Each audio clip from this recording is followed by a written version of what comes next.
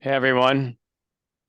Hey, it's me, Jonathan Mozenter. Thanks for coming to my presentation today. Um, oops. Here we go. Quantum Leap, unleash your potential with accelerated learning. So we got a lot of material today, and I'm excited to present you and get you a quantum leap. I'm going to ask that you guys hold your questions, and there'll be periods of time where I will answer them. We'll pause and we'll get questions. And there are a couple periods of time particularly that I want to focus on. If I don't get to your question, you can just email me or contact me through one of the messengers, and I'd be happy to answer it offline. But there's a lot of material here, and I want people to don't worry about getting overwhelmed. You're here to get a few gems that you can take away that'll really accelerate your learning and enhance your life. And we have access to the slides. Phoenix, can you put the link in there to the file so people can get access to the slides so they don't have to take a zillion notes. Also, I'm recording this and I'm going to share the recording so you can watch this as many times as you like. So with that, let's get going. So today's agenda, we're going to first, you're going to get a little bit more intimate about me and my expertise on this subject matter, and I'll share some stories about my background. And then we're going to get into some really important models. I'm big into helping going big picture to little picture. So we're going to get some big pictures, and we're going to understand. It'll help us understand the world by zooming out before we zoom in, and then we're going to zoom in, and we're going to give in 5 specific tools, probably more than that. Really, I'm going to show different tools and how we put them together to help you enhance your life, enhance your learning, to actually get into your intuition and get out of your mind. So if there's some important question you need answered and you want some new energies for, today you're going to be able to do that. And then at the end, I'm going to give some incredible offers. I'm offering some new programs that allow people to get access to my wisdom and knowledge of all these years of studying um, at a ridiculously cheap price, and a great offer. And I've been working with people one-on-one, and the spirit's guiding me to uh, go one to many. And so I'm excited to get it out to more people. So today you guys are excited that you got called to be here.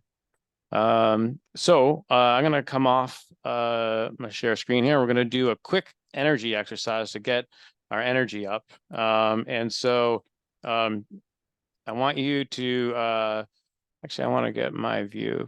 Pin me. Okay. So right now we're gonna do something really quickly, an energy exercise to get our energy way up.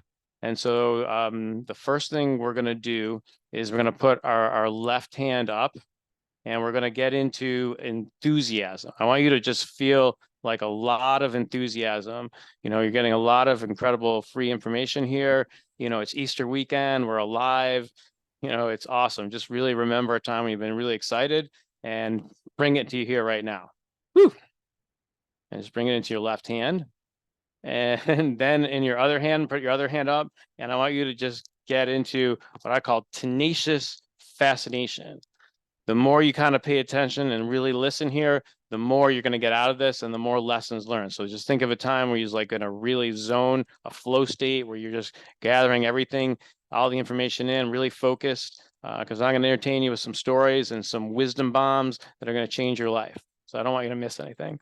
So let's bring in a lot of enthusiasm, tenacious fascination, and go back and forth. And we're going to mix them together. Enthusiasm, tenacious fascination, start to go back and forth like this real quick. Bring it back and forth, back and forth. So to bring your hands closer there. 3, 2, 1. Boom.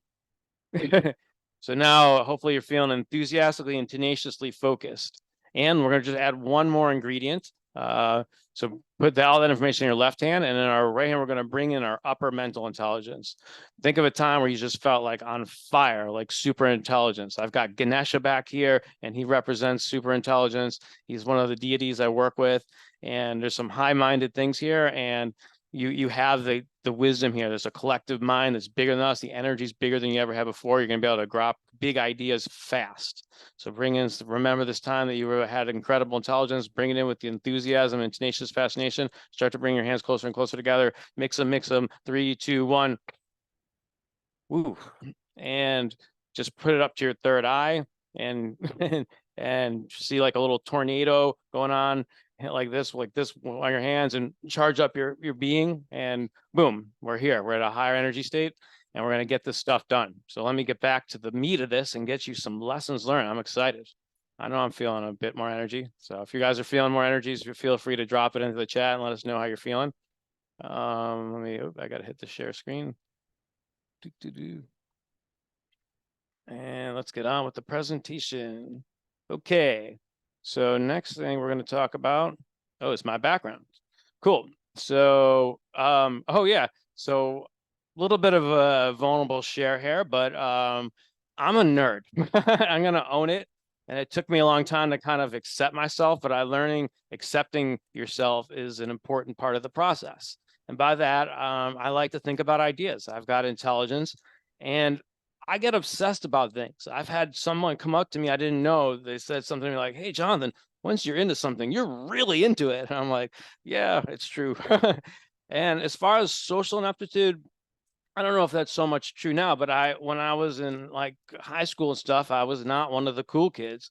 And I had a story that I was socially inept. And I remember like when I went to college, I kind of felt shy and I wasn't comfortable going to parties and stuff, but I forced myself to do that. And one of the things I've always been obsessed with is about being an epic human. And I didn't want that story of feeling inadequate or not being able to be social with everyone. So I would just like be like a social scientist at parties when I was like a freshman. I just watched people and I was like, oh, this isn't that different than what I do with my quote unquote like intelligent friends or nerdy friends that I was hanging out with. And I got my confidence up and I let go of that story.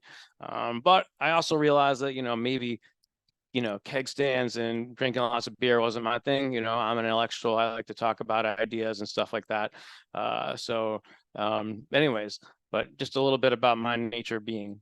Um, the thing that I've been totally focused with my entire life and completely obsessed is about change. And organizational development is about change management. It's about changing people, about the process of transformation. And I've been studying it my whole life. Even before this, my parents are social workers, and I got into psychology as a little kid. I started getting fascinated with the mind. I realized that every moment takes place in my consciousness. What an important instrument. And so I realized that was important. A couple of stories about organizational development. I got so nerdy about it when I was in grad school at Boston University. I created a professional group for other people interested in organizational development. And we got together and taught ourselves about organizational development, and it became a big deal. It was a big confidence builder of me. And I got to study this guy on the right here is Edgar Schein. He's one of the founders of organizational development. I got to meet him like 5 or 6 times. He's a brilliant man. And I spent a lot of time working at this place called the Volpe National Transportation System Center, where I did organizational development consulting, like big change projects with the Federal Railroad Administration and the Federal Motor Carrier Safety Administration.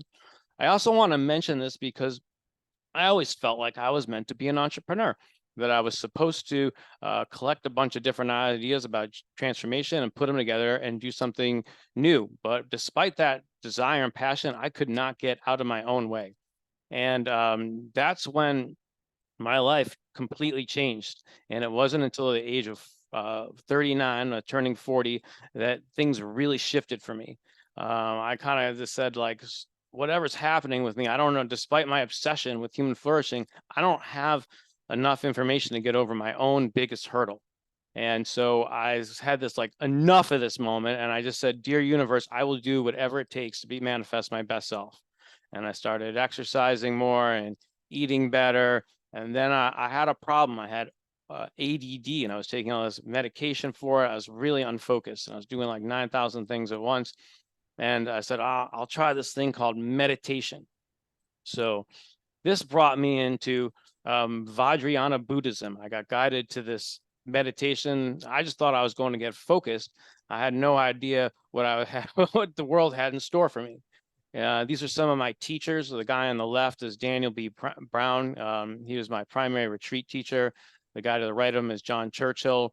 He was my personal coach. The guy next to him is Rahab Rinpoche. He's like a Tibetan master. He's like a senior teacher. And the guy below that is Andrew Holacek. He's a dream yoga master. And that dream yoga means like meditating at night and doing all kinds of cool things. And I've been doing this since 2011. And I mentioned this as like the turning point of my entire life, because what happened was way more than what I anticipated. I thought I was just going there to get focused, but immediately in that, I took like an 8-day class with Dan and John, and I realized that I was not seeing the world right. The Tibetans had figured out things about the nature of life and mind that I had no idea. Apparently in Tibet, they're like up on a mountain, and they've been there for like 2,000 years, where they weren't attacked, and they just studied their mind, and they noticed things about the mind that I never would have thought, but were kind of obvious after they were pointed out. They use this thing called pointing out. And I'm going to give you one of my biggest insights from that retreat in a little bit, because it was such a life-altering experience. But I also mention this because as soon as I started to take this class, mystical things started happening to me, like really weird things. And they started off just once in a while, and they started happening after that, like all the time. So I'll tell you, like one of the first weird things that happened to me. I remember I was walking at the Volpe Center. I was walking back to my car, and I was in my mind, and I was reading some literature about manifesting stuff with your mind. And I said something in my mind like, hey, if I imagine a rabbit would just appear. And as I thought that, a rabbit shot like right across my feet, and I was like, oh my God, that's too crazy.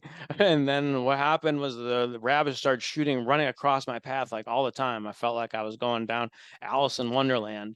And that was just the beginning of my journey from being a materialist, somebody who was very analytical, focused on pros and cons, to exposed to a kind of intelligence that I never even thought was possible. I didn't even know it was really a thing until I took this class. So I kind of stumbled into something great, and I can't wait to share it. Great.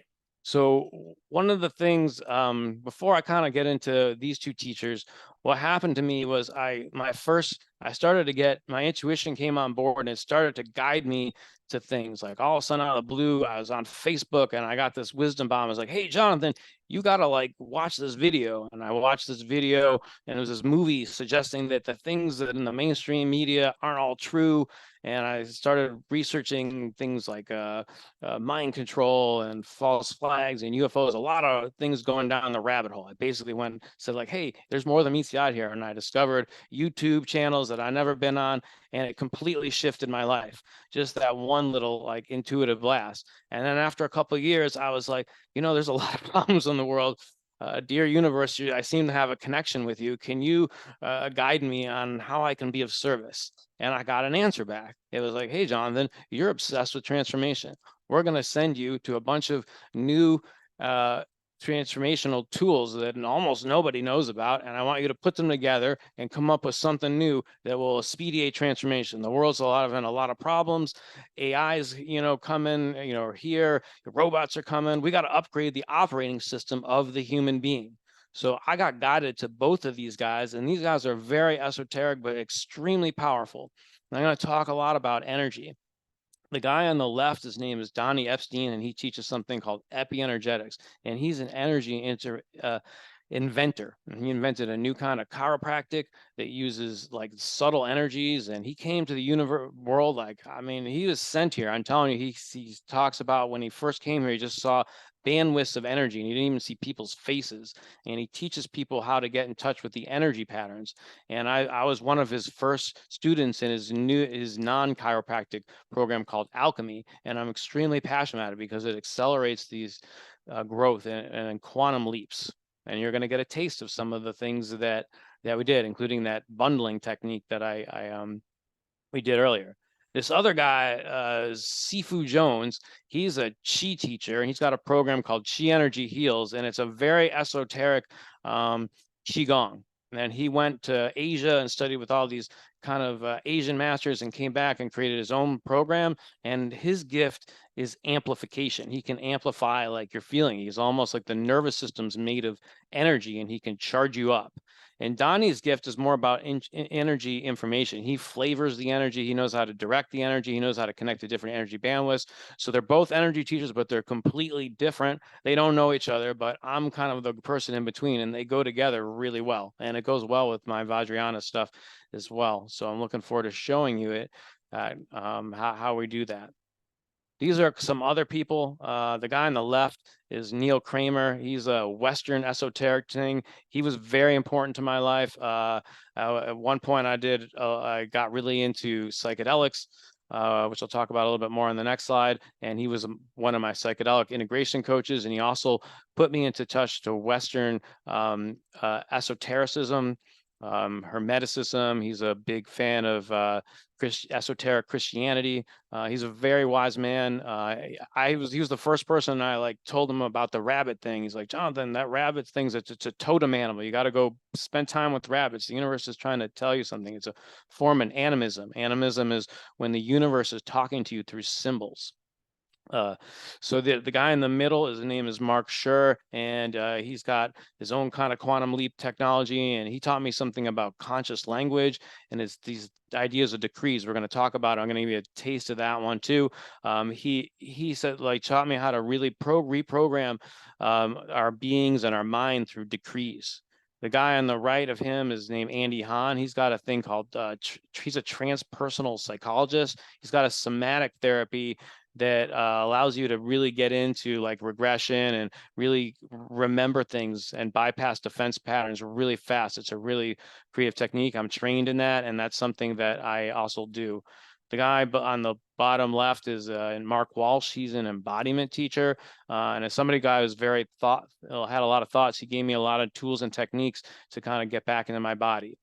And then the guy below that, the bald guy, is Ken Wilber. Now, I've never met him personally, but I'm deeply into his integral theory, and it's probably one of the most important influences in my entire life. I grew up being very agnostic. I was Jewish. I was bar mitzvah, but then I wasn't really that into it. My parents were like, you can do whatever you want. They weren't that into religion either. And it wasn't until I was in my mid-30s that I discovered Ken Wilber, and he's a metaphysician, and he made spirituality rational to me about studying the patterns of the universe. And I deeply studied his stuff, took his core integral classes. And the last guy is Tim Ferriss. As a picture actually of me meeting him, and his books have really influenced me. I'm really passionate. I'm kind of a lot like him, except for he's more into mastering business and mastering the physical body, where I'm a total nerd about mastering the mind and mastering the energy and metaphysics. But he's an important influence on me. So here's psychedelics. And altered states. I mentioned the importance of altered states. So first I want to emphasize altered states are not just psychedelics. They're often associated with psychedelics, but you can get breath work into altered state. Just doing energy work like we did in the beginning can put you in an altered state. You can do Reiki. There's meditation puts you in altered states, but altered states get us out of a pattern and help disrupt patterns. Helping disrupt patterns is the key to having quantum leap changes. And I've got the spirit kind of said, Jonathan, you're really open-minded and creative. I want you to bring your tools together to show people how to take really fast leaps by using altered states with meditation, with energy, with deep understanding of the mind, and even bringing stuff from my organizational development background. And so these are some of the ones that I've done a lot, a lot of mushrooms, THC, different kinds of DMT, ayahuasca, and what they do is they raise your energy up temporarily so you can see things about yourself and about the nature of reality that you can't normally see. It's kind of called altitude, gets you higher up. So it's we're going to talk a lot about energy. They're all energies, and the key is we're going to talk about a little bit later about how to use that to be a better version of yourself. So now we've got Deity Yoga. Okay. Deity Yoga is a practice in Tibetan Buddhism where you kind of merge with the deity. You kind of almost put them on as a mask, where you kind of pretend you're them and you gain the wisdom. Each of these deities are archetypes, and they represent things. So actually, I'm going to talk a little bit about why these four are on here. The first one I'm going to talk about is actually Ganesh, who you can see is on all my slides. Why am I so excited about Ganesh? Well, I have a weird story with Ganesh. I didn't really know who he was, and it was when I was on ayahuasca. I was this is another mystical story. When you start doing these stacking on these things, a lot of kind of mystical things that can happen to you. So the short story of it, I was on ayahuasca, and the medicine was like, put your head down, and I started to like kind of move back and forth and move like an elephant. And I didn't really know that at the time. I was just making a motion, but I was kind of dancing in a way, moving my body back and forth in a slow out of pace. And I didn't really know why. And then at the end of the ceremony, I had a black bracelet with beads on it. And I had to take it off to get a cleaning from the shaman, and it broke into a million pieces. And then everybody went to sleep, but I was all energized up, and I was walking around, and I found a statue, and I just started dancing in front of it. And then after I danced in front for like 2 hours, and then I looked at the statue, and it had the same kind of beads that broke were around it. And I was like, man, that's weird. That's, I'm doing ayahuasca. There's something freaky about that. So I kind of knew something was up, and I was dancing in front of it. And then later that night I went out and I started dancing with everyone else when everyone woke up. And my friend Jeff came up to me. He's like, "Hey, Jonathan, why are you dancing like an elephant?" And I'm like, "That's funny you say that. I was dancing in front of an elephant statue." And I showed it to him. He said, "Oh, Jonathan, that's Ganesh." I'm like, "I don't know who the hell Ganesh is. I think I saw him in a Simpson cartoon or something." Anyways, it turns out I talked to my meditation teacher about that, and he said every human on the planet, the Tibetans figured out, one of the weird things is they're modeled after an archetype. And I started researching Ganesh, and I was like, I got a lot of similar things. I'm an intellectual. I like to solve problems, I like to remove obstacles. And I was kind of saying like, hey, yeah, you should work with him because, he's going to help you understand yourself.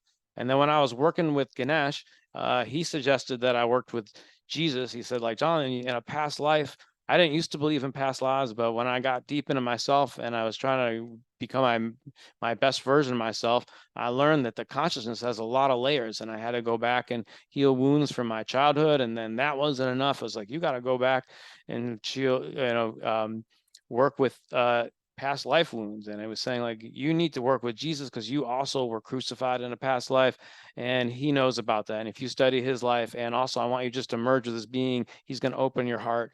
And so I didn't have any exposure to Christianity, but I started working with them, and his energy changed my life. And then I like working with other archetypes too. I've got this guy, Snoopy's always been my favorite. Deity Yoga doesn't have to be just with a god. It's really just an archetype. Snoopy for me represents like my playful side, my playfulness, my like dreamy side. Let's like just everyone get all my cool friends together and just like have a good time. And the last one is Adi Buddha, this blue Buddha. He only shows up on the astral plane in the dream zone. And he visited me in a dream yoga session. I had got lucid in my dream, and I said, "Dear universe, give me the Buddha. I want to experience with the Buddha." And then all of a sudden, the whole image of the dream kind of like stopped, and this I could see this blue being coming from far away, and I didn't really know about the Adi Buddha at the time. And I said to him, I said, "Holy shit, here comes the Buddha, and he's totally Smurf blue, and I don't know what to do." And he came closer and closer and closer, and then he like stopped, and a bunch of clouds went across his eyes, and he shot like a laser beam into my eyes, and it like popped me. It was like almost kind of like, "Jonathan, wake up. Your vision's cloudy. I'm gonna help you clear it up." And a lot of other mystical things started happening after that visit. So I always feel a close relationship to him. He means to me also the how to master the masculine and feminine parts of the mind. So I'll talk to a little bit about that and later in the presentation, and one of the power tools I'm going to teach you. So big announcement, I'm writing a book and I'm about my story of my life and how I'm merging things, and I'm honoring some of the Deity Yoga. So I'm calling it Psychedelic Jesus, honoring my work with Jesus. I got Ganesha in there. I got my work with psychedelics, and it's about my mystical journey with altered states, esoteric spirituality, and ensoulment. So I'm excited about that. That'll be coming out next year. Lots of good stories will be in there. Okay, so I have my own personal style of teaching. I call myself a psychospiritual stacker, a psychospiritual inventor, which means I like to combine metaphysics and transformational tools from both the mainstream and the esoteric to create new tools to expedite growth. That's my thing.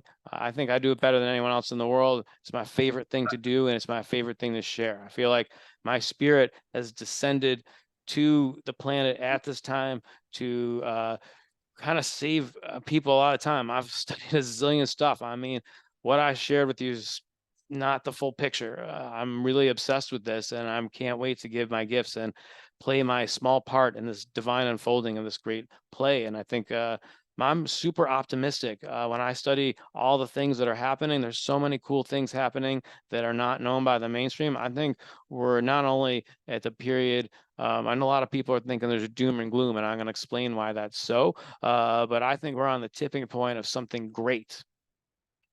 And so now I want to talk to you a little bit. We're getting into the part now we're going to talk about big ideas. So in terms of ascension and transformation, I made some categories, and this is kind of influenced by something that Ken Wilber put together, but I have my own take on it. And I put some asterisks next to some of these things. So there are lots of ways to grow. So I put them in a certain order here, especially these first four. Energizing up, because one of the things I learned from my meditation, not from Donnie Epstein, which he made very clear to me, is that you are the result of your energy level. Something he calls coherent energy level, but it's your ability to get your energy up and align with the nature's patterns, and everything else comes after that. That affects your entire life. Your energy level affects everything. So to me, it's like the most important one, because you get your energy up, it's going to make every other part of development easier. So that's why I focus on it so much. And it's talked about.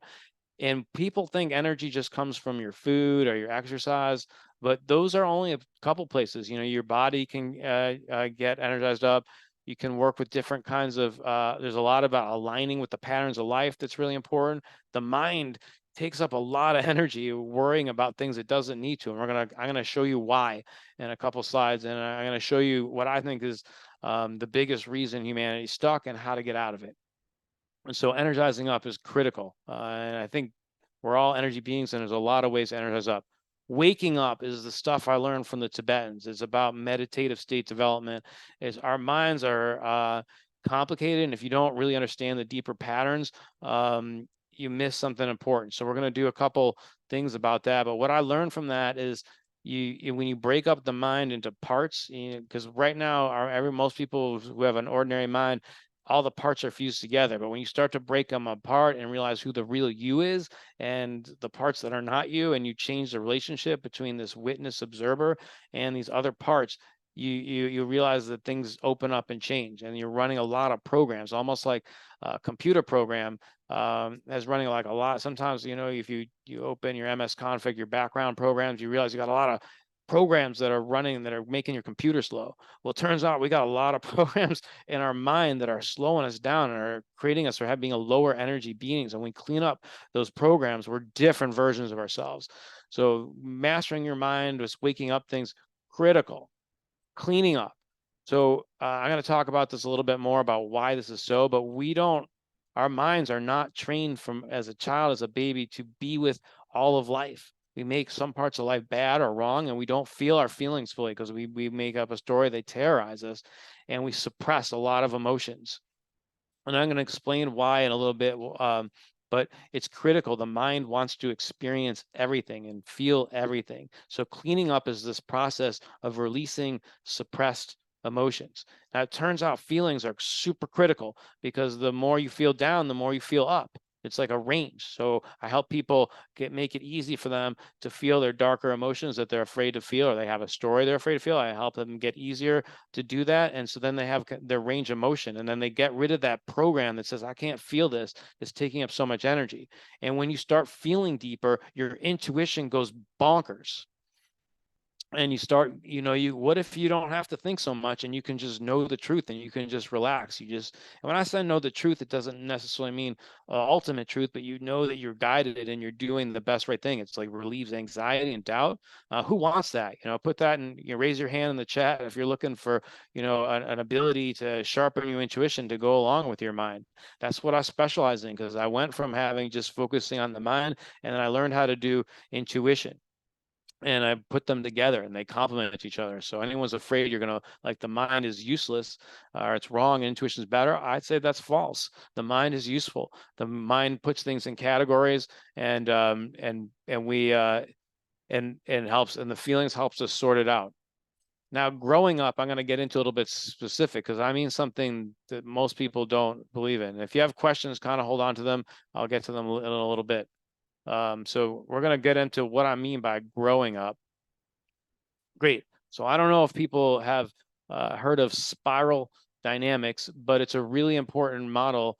Ken Wilber popularized it, but it was created by Claire Graves, and it's research done by Claire Graves, and then Don Beck took it over. Basically, it's a social science. This is science that figured out that humans develop in a certain order of stages of development. And this is what growing up. So I'm going to give you the very succinct version, and I'm going to give you my reason why I'm so optimistic. And I'm going to give you a new take on why I've never put this on video before, but I'm going to talk about spiral dynamics and the second coming of the Christ, because I have a theory about why he was created by spirit. And then this model really explains it, why he's so critical. So I'm going to give you the fast version of this. So if you go down to number 1, imagine being caveman. Caveman's instinct is survival. And so in this thing, that the instinct is to survive, but then we're kind of beaten up and we're all fighting with each other. And so what happens is that that's not the best way to do it. So then when they did the new cultural, every worldview solves the problem of the previous worldview, but then creates another problem. So it spirals up. And so what happens is very individualistic, and people are fighting each other. And then they discover, hey, if we work in groups, that maybe things will go better. So it goes from an individualistic world, and we go to worldview number 2, where it's more tribe oriented. And during this second one, this is a very young version of ourselves, like after caveman, and it's more about magic. It's our imagination. We think, like, if we dance, it's going to rain. And so it's that kind of worldview. And so that's kind of an immature view. And what happens there is the people in the tribe get suffocated, and they don't want to always go with the tribe leader. So it goes back to individuals, and it gets into domination, who the fittest is gonna win, and might makes right. And this is like the Roman era. Think about how dominating and brutal that time was. And people are kind of killing each other, and it's very individualistic again. And then we get into another one. The consciousness realized, hey, this isn't right. We're killing each other again. It doesn't feel right. It's not right. And we get into this next thing about right and wrong, good and bad. And this is a very important rule thing, and this is where we start getting to a rules-based society, and we get like some dogma. And it's important to understand that Jesus kind of came along here, and he was, at least in the West, he was important in doing it. He made this prophecy that he was going to come back. And I'm going to explain to you in a couple of minutes why he did that and what he was seeing, at least from my perspective. So the rules-based thing goes back to the group. We all got to follow these rules, and then people feel suffocated in it, and they're like, hey, some of these rules aren't working, and they get into measurement, and we get into the orange number 5 worldview. And this worldview is based on like capitalism, and science is developed where we focus on success and measuring success, and it becomes more individualistic again. And then that creates a lot of like, corporate dominance and lack of human relations. And then we get this green view, which is more like this kind of like conscious capitalism. And this is like the green one. Now, all 6 of these levels all think that they're right and everybody else is wrong. They have what's called a first tier consciousness. They're still in right and wrong and good and bad. They think they're dominant. And that's where we are in the world right now. That's why this is the core reason why I think we have so many problems in the world right now, is because we have the majority of the world is at like probably 4, 5, or 6, or at least in the West, and they're all like fighting each other. That's why there's so much polarization. And that creates the need for the next level. And this is why I have so much optimism. The next level is called integral. This is what Ken Wilber talks about. And it's this worldview that points out, hey, everyone, you know, we all see in the world not as it is, but as we are. And it starts to get more contextually appropriate and start to understand the lens. And so why this is what I think is one of the reasons why I think integral is about to start is because each of these 6 worldviews has a healthy expression and an unhealthy expression.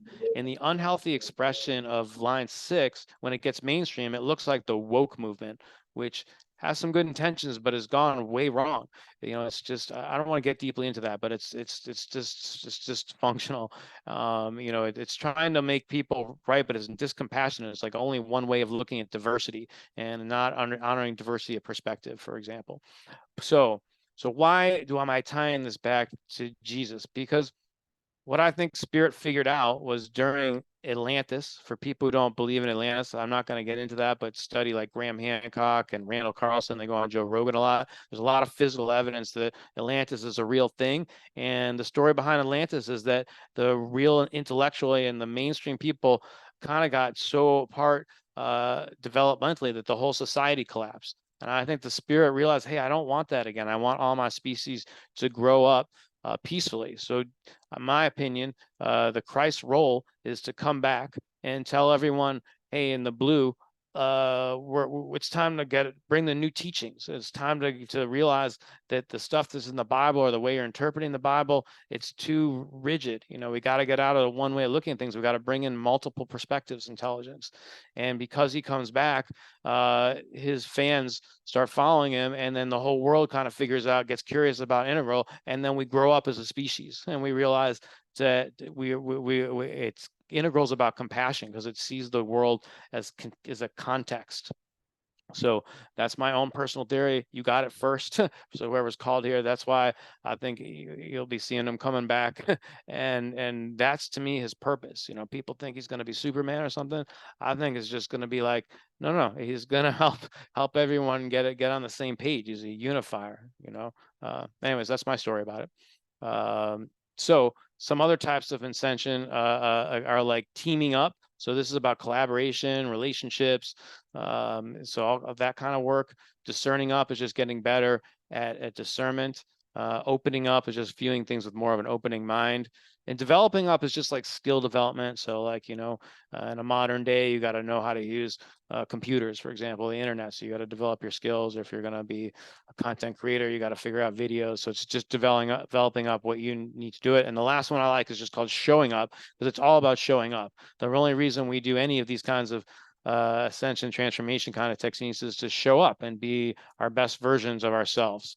So that's the goal. And these are some new ways. A lot of teachers kind of focus on one dimension or the other, and there's nothing wrong with that. We need a lot of different teachers. A lot of people get focused on one person. I've studied with a lot of people because each person brings a different dimension of the reality. My style of teaching is to bring some people some new tools that I learn, but it's okay to have lots of other teachers too. I help people integrate things. I'm good at integrating things. Great. So one of the keys with having a higher energy is just aligning with life. Life is like a game. It has parts, and when you get the parts in the right order, things just work. So I help really people distinguish parts, as you see I'm kind of doing here. I mean, there's a lot of different parts to life. And I know I'm giving you guys a lot of stuff, and I'm just hoping each person gets a few gems here. And if you got questions, I said, ask me kind of later. So the coherent energy, again, is about knowing these different patterns. And the more energy you have, the more ability you're going to be able to do it. And the more you understand the different patterns, the easier and easier it gets. So I want to go back to this why. Well, again, because what happens is the people who kind of get to a tipping point, they accelerate like bonkers. And so if we don't get this wisdom out there now, I'm afraid like the people who don't grow up, like what are they going to do when we got robots and we don't need low-level jobs anymore? I'm afraid for them. So I really think it's an urgent need to get this kind of wisdom out there as fast as possible so we can get the human operating system so we really can have peace and abundance and end all this suffering and people like fighting. So again, it's about pattern recognition is one of the most important things. We want to recognize the different patterns. Altitude is something I talked about a lot before, but it's about altitude just means getting higher up above things, getting meta, so we can see the different patterns at a higher level and get out of our, a lot of times we're fused to our patterns so closely that we can't get out of our own way. And so when we get more altitude, which is why altered states are so important and why the models can help too, then we can actually break our patterns and see life differently. Mm. So Mm. energy and amplification. So there are different kinds of energy. So there's, as I said before, there's kind of like directing energy, and amplification is like making things bigger so you can see them clear. Um, and what I've discovered is precision matters. The more accurate you are with the life, the more life goes. It's like, you're playing chess, the more you know the openings and the different strategies, the better you're at it. And there's something called archetypes. There's different kind of systems like some people like Enneagrams one I really like. A lot of people know about the Myers-Briggs, but there's a lot of things that can like help get to know yourself better. And deities are obviously kind of archetypes, but there's a lot of different archetypes, and I use them to fast path people's growth. I can help people quickly identify what their pattern is, and it helps them see that it's not them. They might have a story it's about them, and I'm like, no, you're just running this classic pattern that a lot of people are like, and it helps them get a lot of forgiveness and relief. And so I help use that's part of my stack. All right. So I'm going to go very meta here. I spent a lot of time thinking about the big questions of life, and I came to some quick answers that I thought I'd like to share. How does anything exist? So I thought about this forever, and I figured out you can't answer that question, because anytime you'd ever come to an answer, you'd have to ask who created that. So I've come to this conclusion that everything is a miracle, as a magical miracle. And when you orient your life around your life is a magical gift, things go better. So that's one of my, if you take nothing else from this one, the more you get this into your core of your being and you lead with it, the better your life's going to be, because you are a miracle. Where all of us are a miracle. Everything's a miracle. Then the second thing I asked was like, is there a primordial question happening here? What do I mean by primordial question? Like, could there be a first question being asked? So I imagine myself, if I'm nothing, and what would be my first question be? There's only one question you could ask. It's like, what does it mean to exist? Like, you can't even ask another question. You have a taste of existence. So people are always asking for meaning of life. I think the first meaning is to know what it is, just have a taste of it. So is anybody doing life wrong from that perspective? No, you're all perfect. You're all doing it perfectly. We're all, in my opinion, everybody's the ultimate reality, experiencing life to know itself. I had a psychedelic experience where I was like one with everything, and I realized that I didn't want to figure it out by myself, and I started creating versions of myself, and I made them a little bit different so we could all figure it out together. And of course, once you have a taste of life, you want to make a better life, a more optimal existence. So that's kind of the question I think we're really asking as a species is, what is an optimal existence? And I want to give you here another version. I think God has a lot of faces, and I mean, I think everyone's God, but it has pieces. And by studying its parts and its patterns, you really get to know it better. So there's this important distinction that Donnie Epstein gave me that was totally changed my life. It's about bound and unbound. Bound energy means anything that has a form that's already like a thought, a feeling, an object, a person, whatever, tree, star, anything that has a form is bound. Unbound is pure energy. And what happens is that it's just like it doesn't have a formula. It's just pure energy. So most people are looking at like bound things, like objects, thoughts, whatever feelings, through their own mental model, their own ideas. In other words, their own ideas about life. They're going bound to bound. The key for more creativity and more novelty and more intuition and more connection to transpersonal powers is to bring into this pure energy, this unbound energy. A lot of people hear like, get you still, your mind is going to give you more powers. Well, the reason why is this, it's bringing in unbound energy. You stop thinking and you allowed pure energy to come into your being, and you got a better understanding of reality. You got a new novel insight. I know once I got that, I was like, oh, wow, that makes meditation so much more sense. Now, that's not the only way to access the unbound, but that's definitely a key thing. So if anyone's curious why meditation is so mystical, it's because of this. It turns out that our continuous thoughts are a defense pattern. I'm going to talk a little bit about that in a moment. So the first, my first tool is something called decrees. So this is something you can take home. And I talked about this. I got this from my teacher, Mark Schur. And so the first thing I want this gift for you is these quick sentences. They have to be, a decree is effective when it's very short, so like a 3-year-old can understand it, and you say it over and over again. When you say it with a laugh, sometimes you can say it goes in deeper. But I would, if you believe in this and you agree with it, you want to get this magical miracle thing, start saying it every day.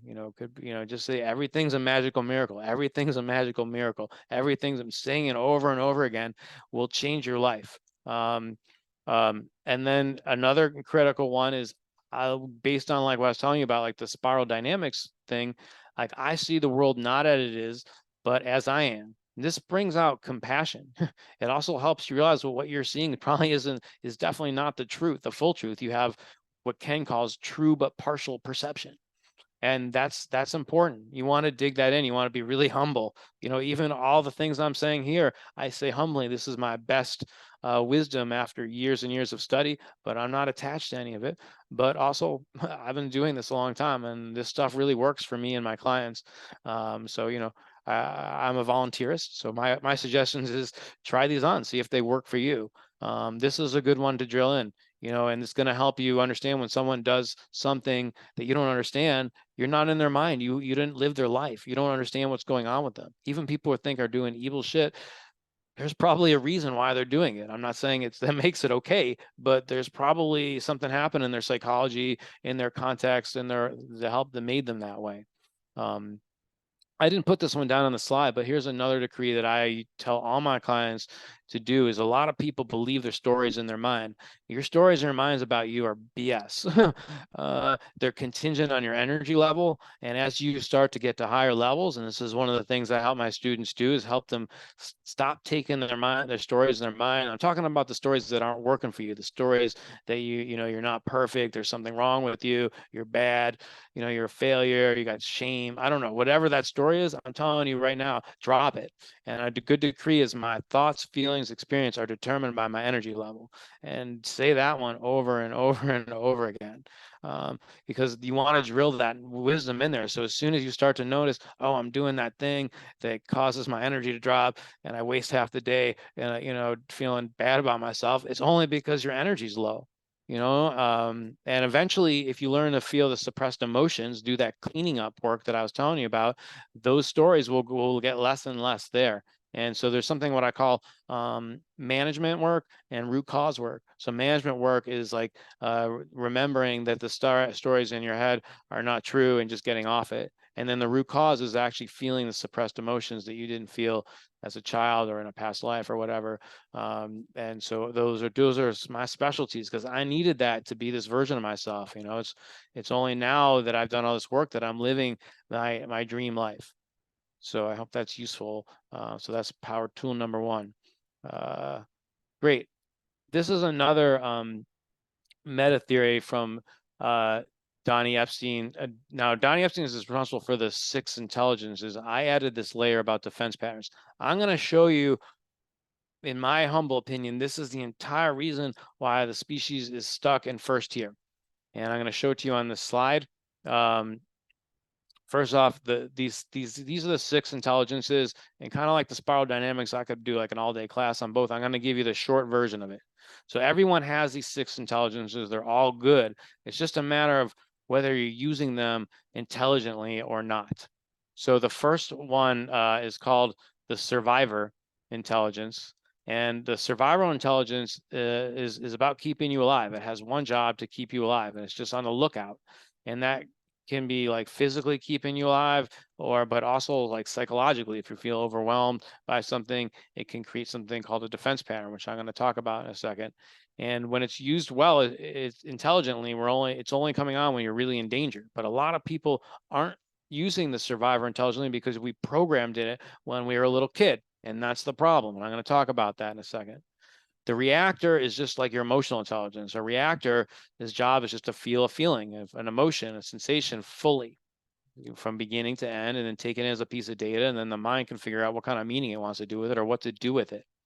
And so a reactor works effectively when it actually feels the feeling fully. The problem is we're not feeling our feelings fully. And that's because of the next one. Now, the lower mental's job is to make things good or bad, right or wrong. It's to create boundaries. Now, we need that. Here's what happens, though. Every kid, every mind, as it's growing up, uh, it makes certain feelings or groups of feelings wrong, bad, and such like already at certain intensity levels that it's like it feels like it's a threat to its consciousness. And then the survivor comes in and it creates what's called an egoic defense pattern. And then that defense pattern, what it does is it, anything that looks like that could be that toxic feeling or sensation that comes up, will basically it'll push it away. So it'll be like, hey, don't go, like a fear will come up. And this happens in our first 6 years of our life, and our identity becomes fused with it. So the person you think you are, this thinker, this observer, is only kind of part you. It's actually a defense pattern. And this is an epidemic. Every human's got this going on. Unless the only way to release that guy is to really feel all your feelings, throughout your whole soul journey. And that's a process. So it's not bad that we're fused to it. It's just a stage of development for humanity. But the reason why is why it's so problematic is when you're in a defense pattern, you're not present. You're not present at all with what's happening. You're just automatically going on things. And we probably all seen that, mention in the chat if you can relate to that. You automatically going into patterns that are compulsive and you can't get out of that pattern. It's like, and that causes all these conflicts. So that to me is it. Like that, if we can get people out of their defense patterns and back to presence and seeing what's actually happening, and then we can have actual dialogue instead of just yelling at each other like, I'm right, you're wrong. We could actually move past all the conflict in the world. And so that's what I'm passionate. I mean, I came to the planet to work on this problem specifically. If you look at Ganesha's iconography, he's got this little mouse in his on his you can't really see it in that diagram, but his that archetype represents the soul learning to manage the kind of the personality, the defense thing. And so it's actually his specialty, and not coincidental since I'm kind of aligned with this archetype. That's my specialty and I'm really good at it. And I got new tools on it. And this is a really hard problem that most people have a tough time with. Because we're in our defense patterns, we don't get to experience the higher intelligences. So each of these intelligences, by the way, have 1G, 2G, 3G, because they each represent like a bandwidth. They require more energy. So let's get to this is where we want to get to. So these are the intelligences that are more useful. And again, they're all useful, so you need them, but like they're more of a higher vibration. So we want to use them in our high leverage situations. So the upper mental is like when we need to look at more possibilities, creativities, more perspective taking. So it's a really important for resolving conflict. We can't really resolve conflict until we got the upper mental on board. And so we need enough coherent energy to get people in it, especially when they're doing conflict, resolution conversations. You want to be in this upper mental. Most people get triggered and then they go back to their lower mental, the reactor, survivor intelligence, why they're in a conflict resolution, and then they don't get anywhere. It's very difficult. But there are easy solutions when you understand the deeper underlying realities of what's going on. Now, the soul intelligence is the mystical intelligence, or one of the last two are more mystical. This is when you start using more unbound energy.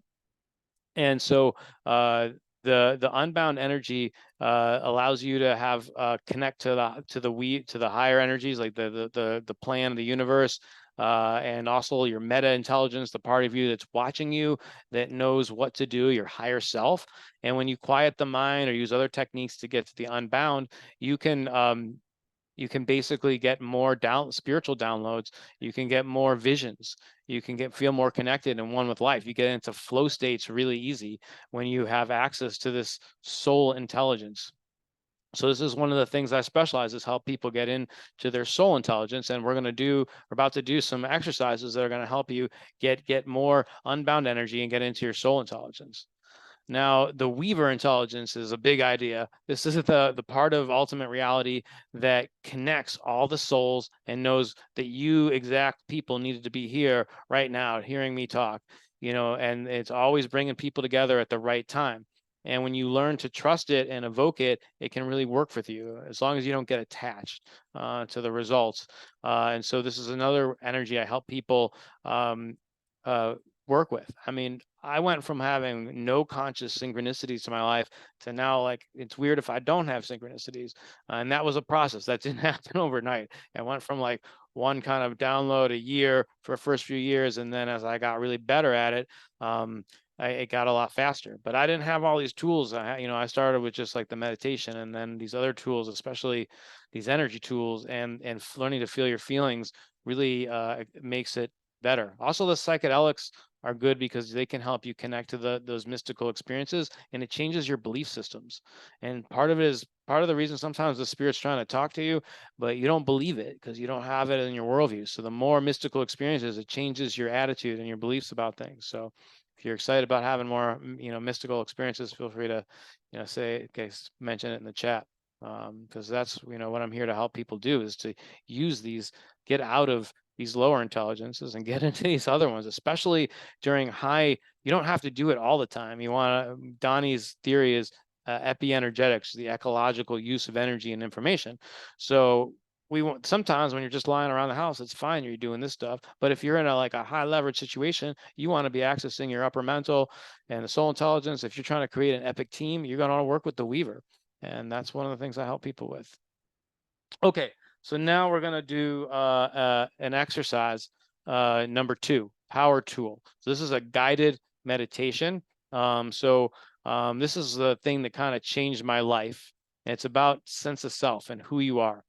And so first thing is I want you to look at your screen in your life, and just at me, and like through ordinary mind, and just see things as they are, like objects outside of you. And this is a view we kind of typically view of life. And now I would like you to do something different. I want you to imagine that your 5 senses are taking in all this information, and putting it on a screen that's called consciousness. And consciousness is just this lucid, clear field of awareness that collects information and creates a picture. Okay, and so that's kind of how we think life is. And I want you to close your eyes. And now I want you to notice that your visual field is totally different. Maybe you're seeing like black, but the lucid, clear field of awareness that contains everything is always right here. It's the same field of awareness, and it never goes anywhere. And it's the holding space for your experience. So basically, I'm going to talk a little bit more about that, and then I'm going to take some questions on this one, because this one's a little bit trickier, and I've been talking a lot. So first off, I want you to notice just the field with your eyes closed, and try and find the field, this invisible, clear field. I'm asking you to see something that's visible. It's almost like you're looking at a painting, and you're finding the canvas instead of looking what's on it, and you're seeing this field. The Buddhists would say a true Buddha, the face of a Buddha, is you are the field of awareness, and you are not the picture. And all of us think we are the picture, but we're actually the field. And this is why, the Buddhists believe we live forever. That this screen, imagine the screen now, imagine with your eyes closed, you can imagine like a dragon comes in, and maybe there's some knights fighting it. So this is like imagination. This is a screen that can, like a TV screen, you can have anything on it. And what I discovered was like, oh, wow, the ultimate reality hid himself right in front of me, that we're all this screen and picture. Because this is an outrageous view, but what if you were like the whole universe, and now you can see planets and you can see stars. Can you see how like this one screen can hold any image of life on it, and it can take any perspective? And so open your eyes. So go back to the slide here. These slides were created by James Wolfe, who's a great artist. He also created that Ganesh there on the right. So the first on the view on the left is you think that your awareness is outside of you. But the new view and the correct view, which is you are actually the screen and you are in the awareness. So your true identity, I would say this is your way to connect to unbound energy and to higher energies, is to recognize that you are actually this field of awareness, and that everything inside the field of awareness changes. And so you are not that. The only thing that's actually you is the field. I mean, the permanent you, because this field never goes anywhere. And this is why people stay alive when they die. When the Buddhists say you go through the bardo, because it's just the images in your mind are changing, but you're still there because you're this observer. I want you to just close your eyes one more time. I want to point out one more thing. I want you to find the part of you that's just watching. And it's not it's not the visual content, it's not the hearing content, it's just the one that's watching. That's the real you, not the stories in your mind. Those change. When your energy changes, your stories change. And once you realize, it's very profound, it's an awakening. So I'm going to show you one more picture, and then I'm going to talk, and I'm going to take some questions. This is a really big idea. Here's another picture of it. So there's you like looking at the screen, thinking on the left is what you think is life, but the reality is you're a picture in a screen. I would say you're a hologram. We're all light. I think in the Bible it says, "Let there be light," or a holographic universe that feels physical. And I'm not denying of the physical. I'm just saying it's actually like frozen light, and it's perfect because it means you can be anything, and you're not like. And so, anyways, there's a lot of implications on that. I just want to stop here and take some questions. So what was that like for people? Was that interesting? Did people get what I was saying? It's okay if you didn't. Some people know about that already. Hey, man, this is awesome. I mean, I've known you since 2013. Jonathan and I met at the Mark Passio Natural Law presentation, epic 9-hour presentation, and we've been friendly since then and hung out several times. And my wife and I have done something called Avatar course, which is a spiritual training, so we can recognize some of the language is just different. We talk about some of these same concepts there, but can see you've done a lot of work, my man, and this is really cool to see your evolution and how you're serving others now. One cool thing for us is in the last week it's come up because Lota is the opposite from me, so she's the Puritan and I'm the mm, hedonist. So she's never done any of these consciousness expanding experiences. It's uh-huh. been coming in that in the last week that she's ready to do that. And I really love that what you said is about it breaking the pattern, because that's Mm, exactly what I think she can really benefit from, is like the altitude. Doesn't have to be like something you do all the time, but you just yeah. get a perspective, just see it from like, whoa, hold on, I could feel this way. And so use that. And then right when I was talking about breaking the pattern, you said break the pattern in your speaking. And then the gentleman here is from the Netherlands, which is where she's from, and was talking about how they're consciously expanding substances. So all feels good, and appreciate you, my man. Oh, thanks. Thanks for chiming in. I appreciate all that. Yeah, that's it. Altitude breaking patterns is what it's all about. We're not these patterns. So that's feel relief. Everyone just feel relief. Whatever pattern you got, you can break it. Like and we can do it if we all start doing it as a species. My goal is to get this culturally popular.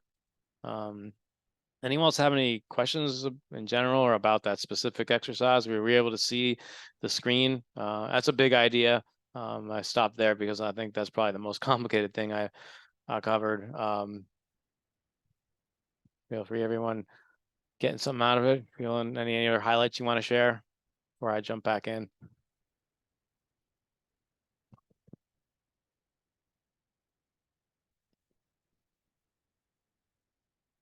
And it's also okay if you're not rocking some of this or that last thing, because that's a big one and it takes some time on it. I'm gonna show you how to deepen with it because the reason why you want to be the screen is to kind of put my pin me okay is to is that create when you are your stories, you can't get out of the patterns. When you can't see past, you keep thinking your thoughts. When you start disidentifying with your stories and your thoughts and your feelings, you start becoming the screen. The indestructible essence can hold everything.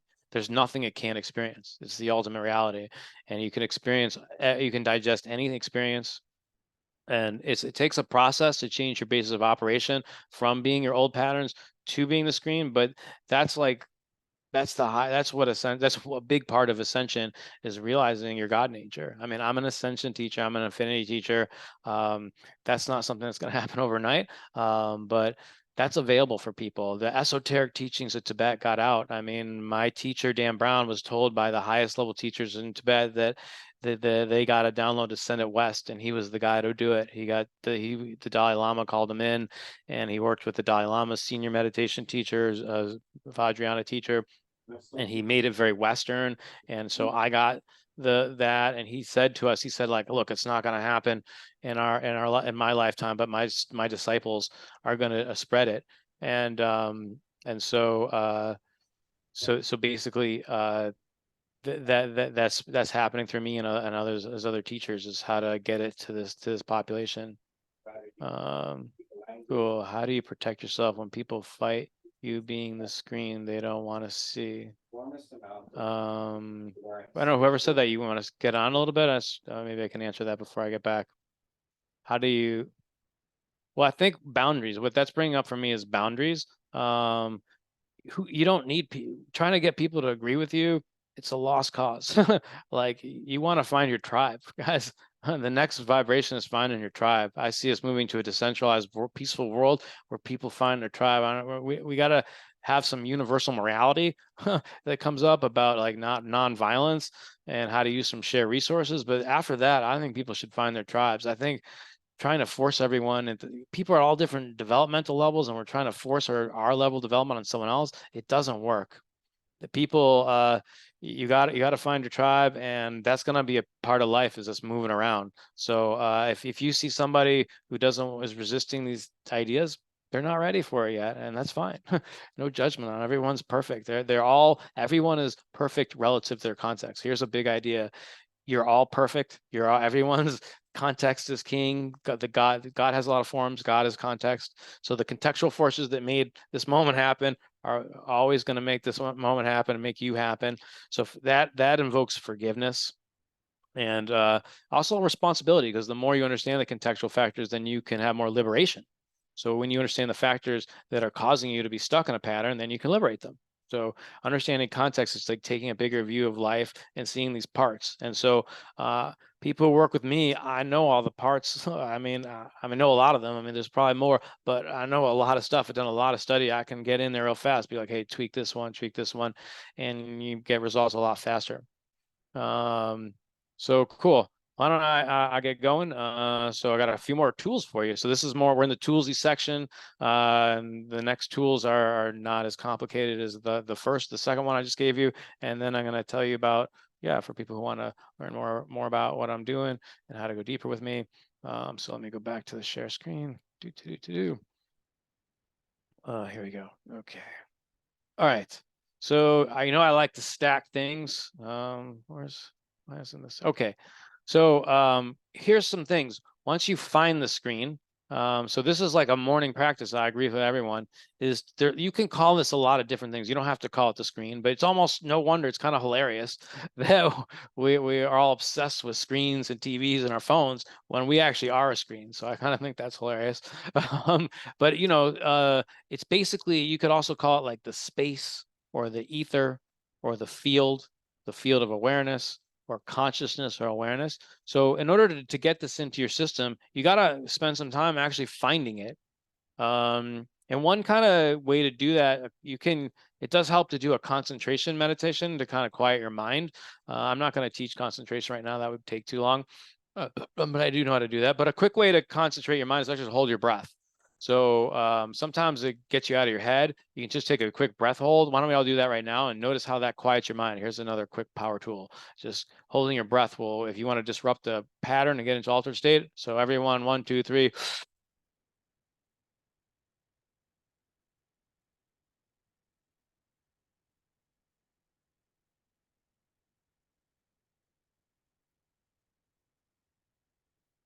Keep holding your breath, but try and find the screen from the space when your mind's quiet.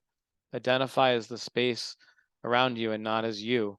And when you become the space, it allows for more unbound energy and more creativity, more novelty, because the mind's a defense pattern from feelings. I didn't mention this before, but what happens is we have a story, we don't want to feel something, and then the mind goes, what's happening in everybody's mind is the feelings want to come up and be healed because they want to be digested, and then there's some part of the mind that's going faster and faster and faster to prevent that. So that's happening in everyone's mind, and it's an energy hog. And so when you quiet the mind, it allows the feelings to come up. That's why we get in touch with our higher self, our intuition, because we feel more, because our mind's not going like crazy.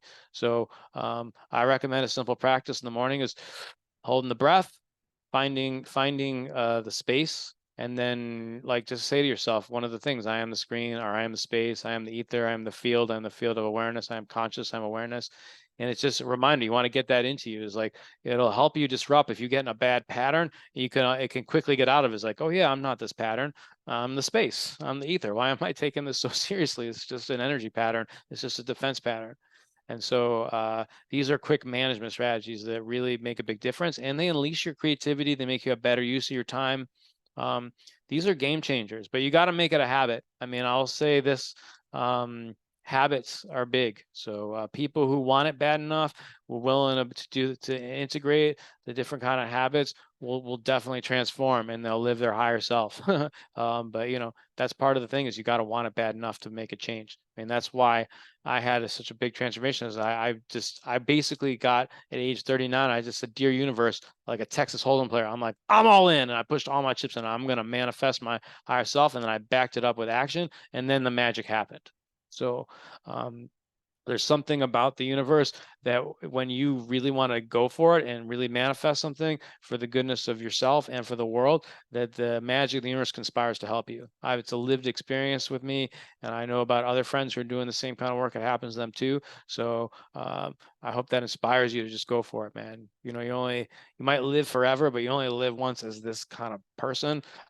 Make the most of it, man. This is a magical place. I'm telling you, it's a magical place. Let go of your limiting beliefs, or at least be open to it. Some of these techniques can change your life. Okay. So this idea that we're all kind of holograms, there's like physical science that talks about it, but there's a really good article. It's also known as idealism. This guy who's a scientist, interesting, a computer scientist, Bernardo Kastrup, has written an article in the Big Think. Are we all multiple personalities of a universal consciousness? And if you want to read more into it from like a scientific left brain perspective, like maybe you're skeptical, he's a guy who's completely super scientific, who got into it, and I found him super fascinating. But there's a lot of people want to get more into this this mind kind of first. Mind is primary, and we're like a hologram. Then look into idealism. It doesn't deny the physical reality in any way, shape, or form. It's really additive when you understand it. I would say we're all kooky characters in a God dream, and we're all actually parts of the God, and we're God at the same time. And if you take it to its furthest extreme, you could be whatever you want. At the end of the day, these are some big ideas and out there ideas, but it starts with the kind of techniques, is disidentifying with being the you that you are, and being the screen. Because when you realize your infinite imagination, what couldn't you be? Um, but let's get more into the practical. So I'm going to give you a practical tool to give you big energy fast. So we're going to do another guided meditation. This one's totally different than the last one. But we're going to remember, I like to stack. So we're going to bring in the thing that we just learned, and some of the other techniques that I talked about before, the 6 intelligences, and we're going to give a big energy jump. So everyone close their eyes and find the screen, or the field of awareness, or whatever you want to call it, that's always right here. Buddhists call it the indestructible essence, the space, the ether, where your entire life plays out on this platform of what we call life. And just be with that for a second. And then I want you to imagine that you're the mind of God. You have the big mind, and just feel like you are the ultimate intelligence of the universe, and give yourself permission to be that. Let go of your limiting beliefs, because the screen that holds you is just another screen that's bigger than you. That's all it is. And that's all the Weaver is, a bigger screen that's connected to the other screens. And so be that big mind. You can connect it. You're already connected to it. Give yourself permission to connect to the big mind of the universe, and feel all you have, that intelligence. You have access to universal intelligence. We all have access to intelligence. And kind of feel yourself as the screen, connected to the big mind. And then just be that for a second, rest in it. I am the universe connected to the universal intelligence. We all can connect to it. It's not just for mystics. You know, I'm here to show that the practical tools, you can let go of beliefs, we can all do this. Now I want you to add to that a big heart. You're the heart of the divine. You realize that everyone on the planet is actually you in another form, and that the whole purpose of life is just to have a direct experience of what it is to be alive. And everyone's trying to do their best, including you. And you open your heart to everybody on the planet. Everyone's doing their best.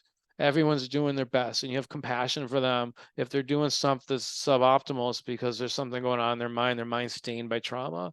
And we can heal that now. We've got advanced tools. Open your heart to that. Open your heart to all the beings. Open your heart to yourself. Any suffering that you haven't forgive yourself, open your heart to it right now. Just really feel deeply.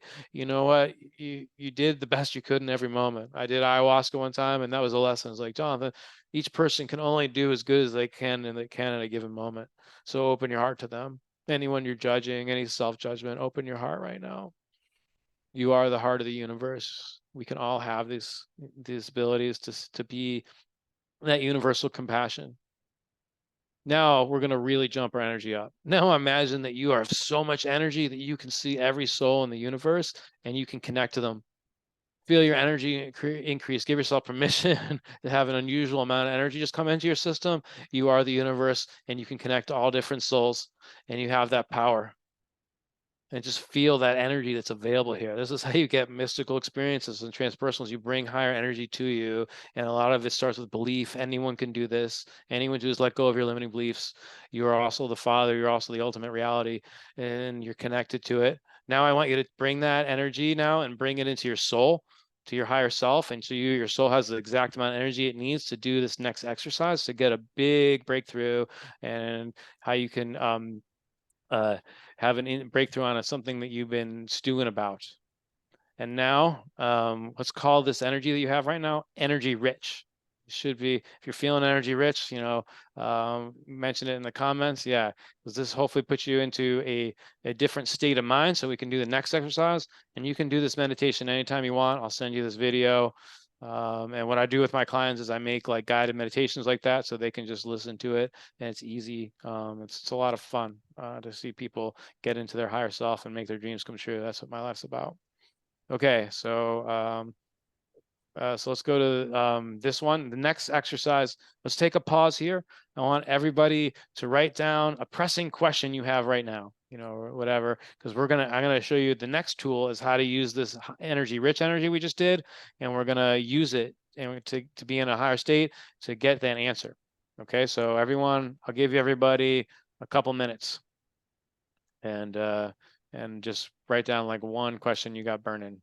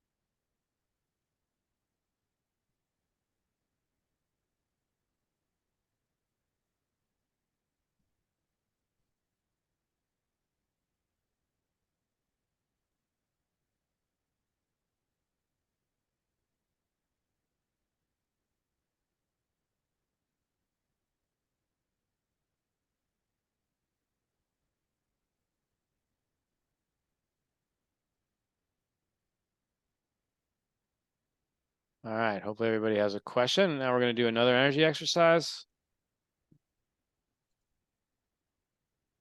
Okay, so what this is called bundling. So these next two are going to help us answer the question. So what we're going to do is, I think I'll come off camera for just a second. Go back to Zoom. I got on share screen. Okay, so now we're going to do the thing we did before, where we're going to take that energy rich state we all have right now, and so energy rich is needed to get into the soul intelligence. So people have stories that you can't get into this transpersonal stuff. BS. It's all about energy. So we're going to change that belief system right now. So put in your left hand this energy-rich expansion that you just had, and your other hand, I have the power to have soul intelligence. So if you ever had a time where you remembered that you got some information out of nowhere, bring that here now. And if you haven't had that experience, then just say, I give myself permission to have it now. So just right here in our one hand, we're just going to be like, I have the power to know beyond thinking. And the other hand, I am energy rich. And then we're going to go back and forth, start to bring your hands closer and closer together. We're going to blend these two eyes together. 3, 2, 1. Yeah, you need energy rich to get into the soul intelligence. So now I want you, sometimes all it takes is a memory. So I want you to do something. I want to take this energy packet. I want you to kind of like put it like maybe above you like a halo and just remember this spot that you have up here that you can just touch like, hey, I need to get it. And sometimes just touching the spot will take you back into the state real fast, especially if you practice that over and over again. You want to have tools and techniques to get you out of your patterns and get you into a higher energy. So sometimes you can actually just, by putting stuff in a certain spot, call it like your soul intelligence spot or something like that. And anyways, they're creative little techniques that can help you shift state quickly. So, all right, we're gonna do something else, and then we're gonna answer your question. We're using higher intelligence. So let me go back to the sharing the screen. Boom. And hit this guy. Okay. All right. All right. So this is the last part. So in this part, actually before, let me unshare my screen. I want to show you one thing on this thing before I. So one of the parts of this one's got a couple parts to it. It's something called sometimes the mind can't think about something, but if you have a quick yes or no question, there's something called uh this thing is called ring locks. It's a way of connecting to your body. And so you put your hands together and you go like this: show me a yes, show me a no. So everyone do that. Get a clear yes and then a clear no. And so it's usually you together. So this is a technique you can get into your intuition really fast. It's super simple, ring locks, and you can always ask yourself, ask a quick question: should I drink some water right now? Yes, apparently I got to drink some water right now. You kind of, if something, anyone have a quick question? That's a really simple tool. And so it helps when you use the ring locks to bound to put it together with some other tools. It almost reinforces it, especially if you don't have a lot of experience with trusting something like this. So I'm gonna combine a few different things to help you answer this question. Now, ring locks is better for yes and no questions, but sometimes you can break your question into small parts. But you can also just get a complete download or vision just being in higher energies. Sometimes it happens right away. Sometimes you got to practice it. So let me go back into it and we'll get the next practice. And okay. Okay. So on this one, first look at your question before we do this and get clear on it. So we're gonna get some information on it. And we're gonna just do these 3 steps. And don't I'm gonna tell you the steps first, and then we'll do it together. So what you're gonna do is you're gonna look at the question, and you're gonna be like, okay, soul intelligence, give me some insights on this this question. And then what we're gonna do is we're gonna hold our breath. We're gonna disrupt thoughts. You're gonna find the field of awareness, the screen, the ether, and you're gonna go on that. Get out of your head and get into the field. And then if it's a yes or no answer, hit the chain locks. You can also hit that spot on top of your heads and then just see what happens. So why don't we just do that now? And we're going to take a couple minutes just to let the magic of the universe happen and see if you get some new creativity or novel insights about your question. So look at your question. On the count of 3, we're all going to hold our breath. 1, 2, 3. Get out of your head. Become the field. Feel your soul spot, or that little angel thing you put over your head, that spot. Use chain locks if necessary, and then surrender. And now just see what happens. See if the higher energies, we're in an energy rich state, and allow to see what happens. So let's just sit here for a couple minutes. Feel free if something comes up, you want to take a couple notes, but I'm going to be quiet for a couple moments before we go to the next part of the presentation.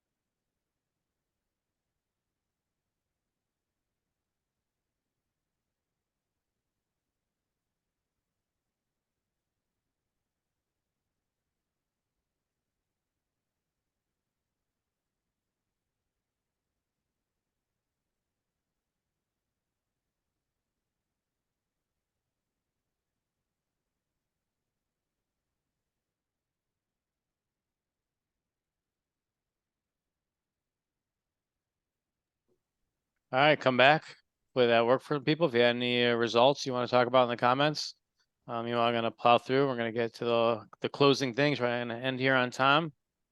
Um, okay, so I mentioned something about like altered state. So any kind of altered state, you're doing some altered states.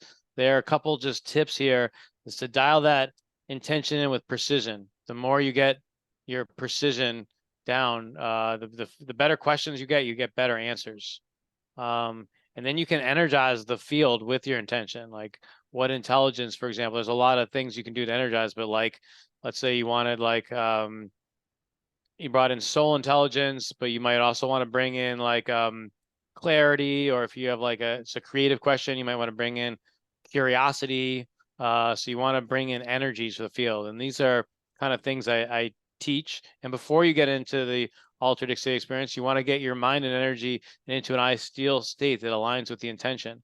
So we talked about using the right energies, the right intelligences, but also like getting your state of mind. You're getting your mind open and clear. Becoming the screen is going to make the spirit be able to talk to you a lot better than if you actually think your thoughts. It's going to be a lot more difficult. I mean, I've done a lot of psychedelics with a lot of different people, and I don't see people getting the results that I'm getting, at least not on a consistent basis, and they're not using the same techniques. The more you dial in that with precision, and then you got to have an integration plan. You know, the psychedelic experience is like a small part of it. You got to have a plan to get the insights into your being. Sometimes the experience itself can be enough, but a lot of times it isn't. And sometimes it's confusing. So I've used a lot of integration coaches until I kind of mastered the process. And then now I do that for other people, and that's very satisfying. So let's get to the last part, which is like, yeah, if you're curious to know more about me, I'm going to give some like heavily discounted offers today, and I'm going to mention 3 ways to work with me. And they are all so yeah, before that, I'm going to tell you a little bit about like the benefit testimonials. These are just some of the people who worked with me. Trista mentioned like he helped me reach new personal, professional, and spiritual levels. Randy just said the results were miraculous. Allison, feel more connected to my higher self and more aligned with my purpose. Now, true story, that Allison was having some difficulties getting out of her own way. And after she stopped working with me, her business went bonkers. And now she has hundreds of thousands of YouTube subscribers as a mystic, someone who helps people see, like, connect with past lives and stuff like that. So Carol Lee said, approaching life and my goals now with greater tenacity, humble, and confidence. And Pablo said, expanded my understanding of the reality in profound ways.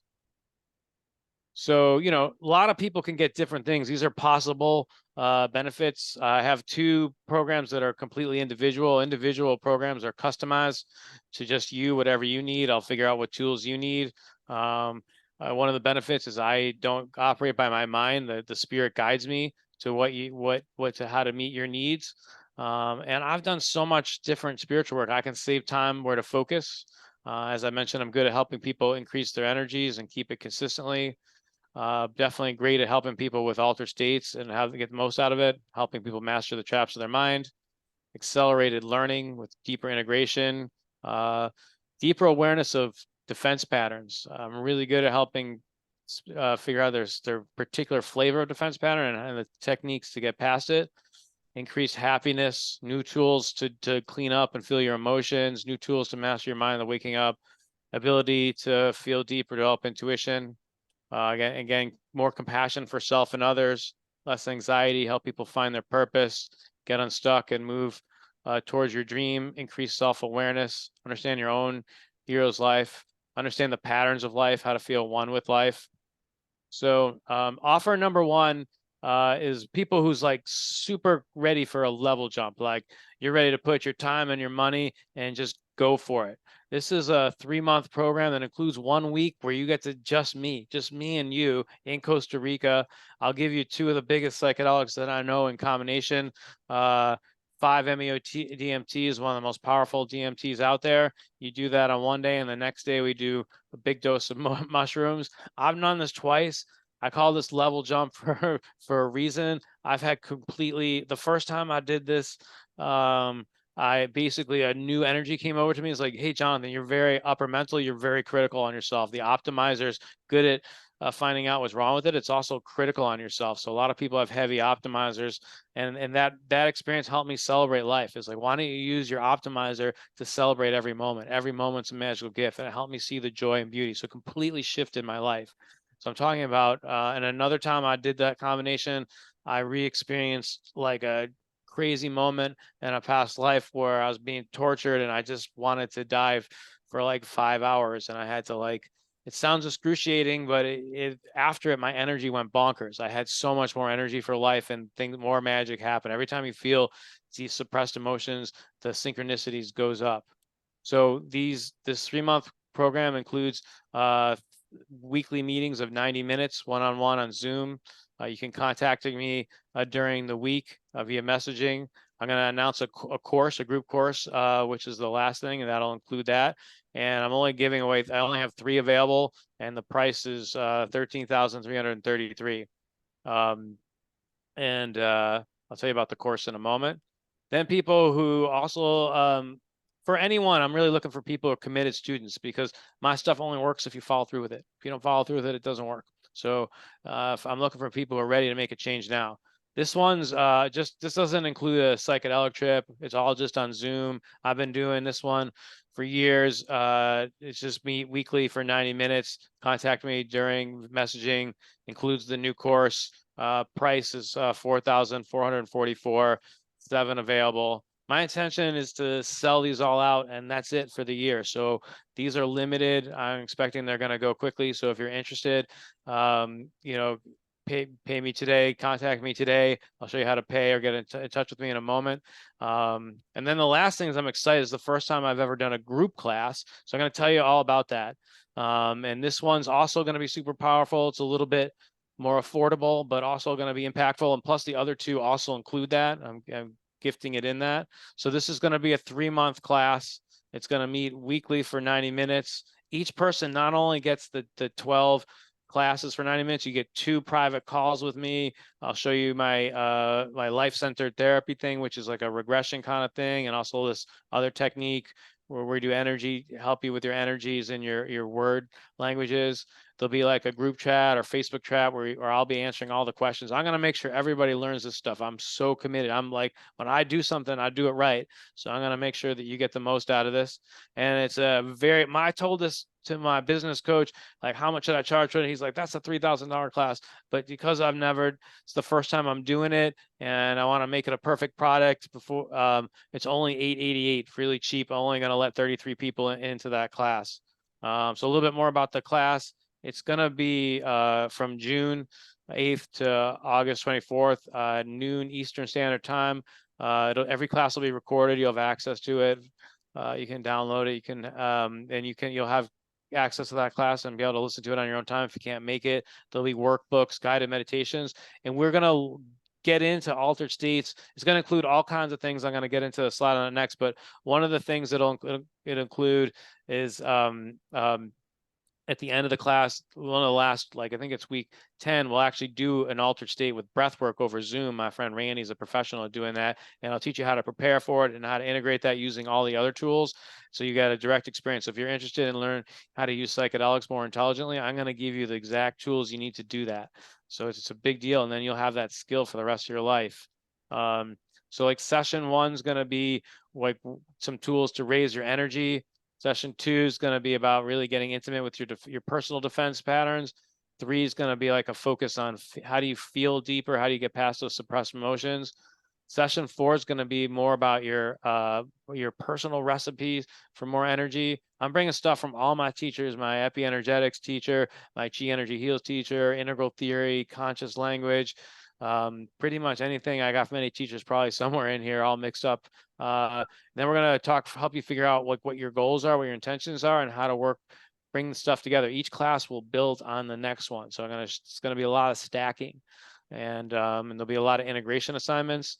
I'm going to teach you how to manifest with language, conscious language, how to get that part of it down.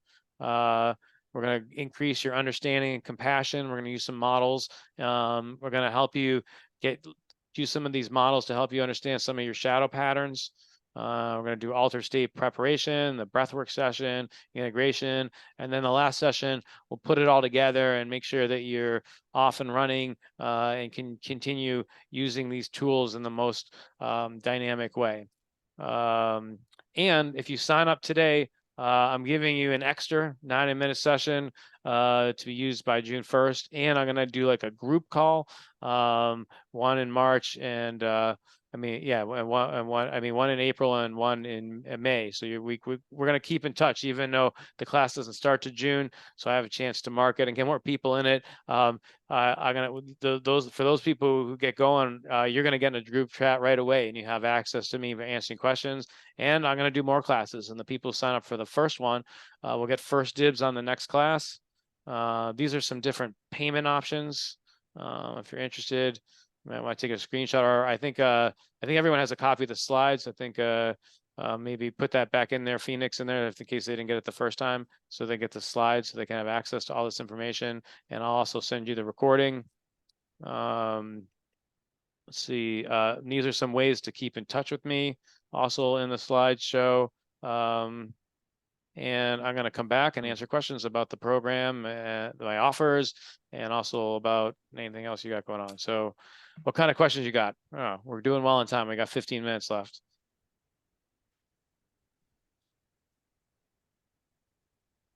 Anyone have any questions on what I did? I look in the Shiloh chats. and Dylan had a question asking about if you would be able to take payment in a different format, 1099A.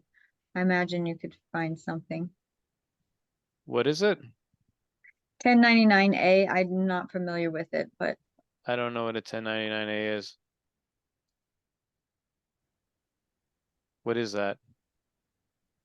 Also, like if you want to talk to me about esoteric payments or more clarity on the program, you want to put in the chat the Calendly so people can sign up for a 30-minute chat with me. Hey, Jonathan, how are you? Hey, who is that? Oh, Shiloh and Dylan. okay. Can you help me find them and pin them? Or maybe I got to put gallery. Okay. So we'll go ahead. Sorry, maybe I should have raised my hand first. Did you have a question? I guess it's a little kind of not coming through clearly. Yeah, so I just had a question about if I'm not coming through type. What was that? Their audio is not very good right now. Yeah, maybe type If it you in the guys could chat. type it in the chat, that would be great. I'm not familiar with 1099A. I don't know what that is.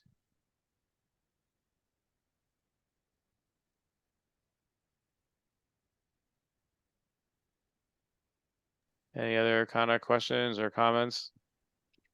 Raise your hand if you learned a lot today. Holy moly, I am blown away by the amount of information and everything you were able to pack into that. And I can only imagine going more in depth over 90 minutes for, in each of those different categories and practicing the meditations and you being able to use these tools. And I feel like you said it was a level jump, and I can feel it already just inside of me. So wow.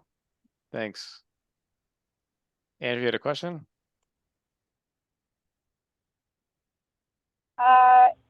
I believe there's a question. I also have an acknowledgement. You want me to go with the question?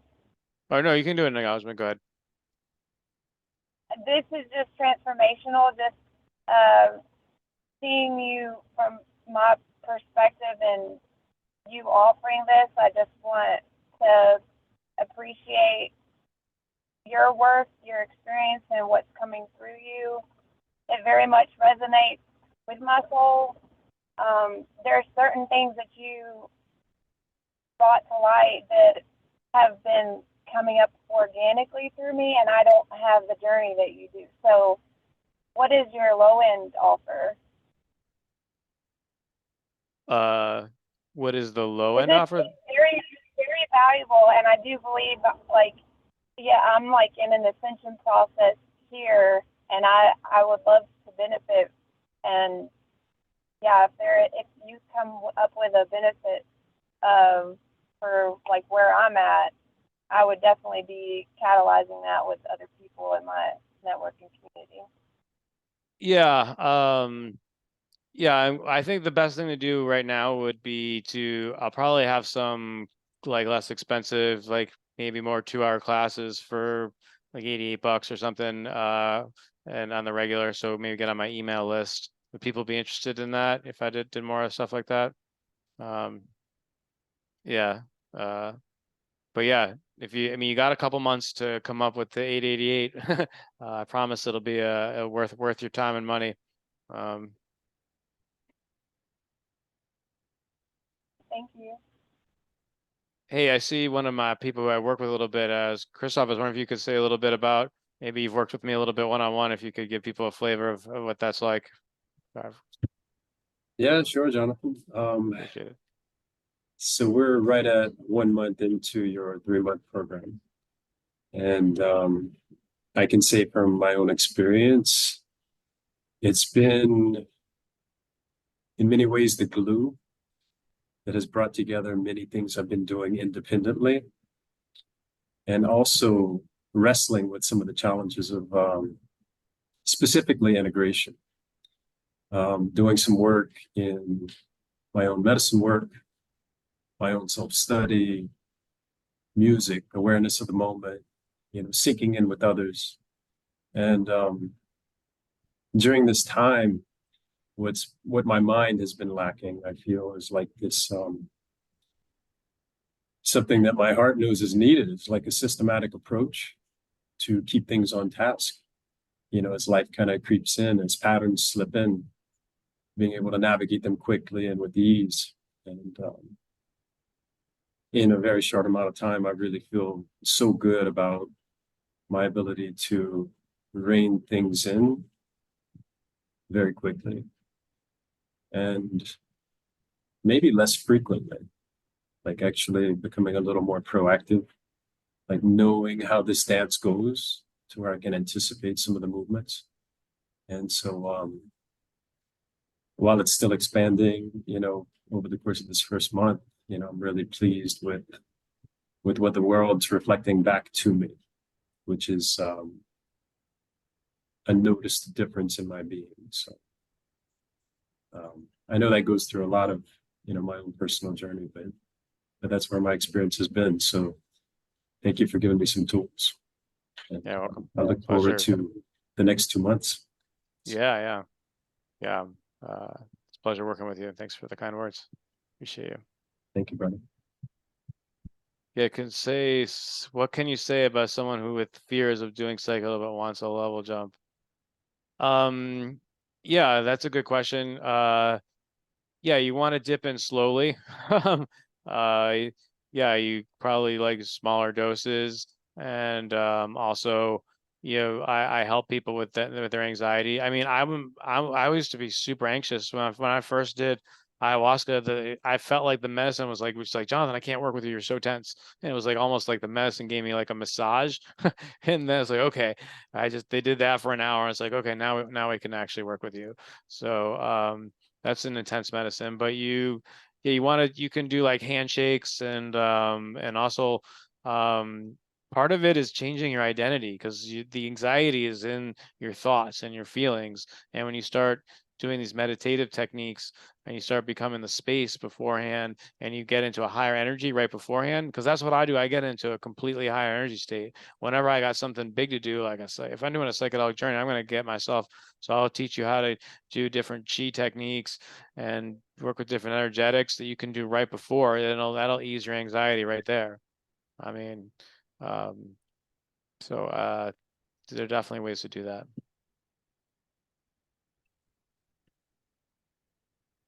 Anyone else got any questions? Oh, I see Shiloh's, but you just asked in the thing.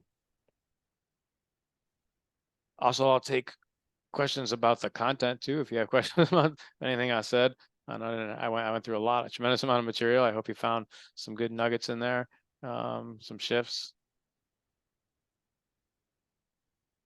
Oh, cool. I'm glad to hear that. So, okay, we got Joshua. You want to go?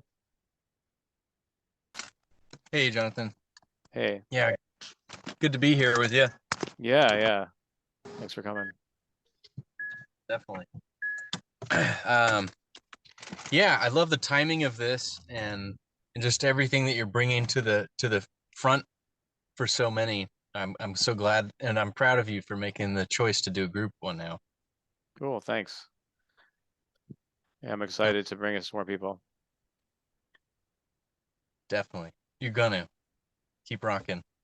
Okay. Uh, Thanks. I wanted to bring out Yeah. I moved to the East Coast of the US to do more healing work out here, and Hmm.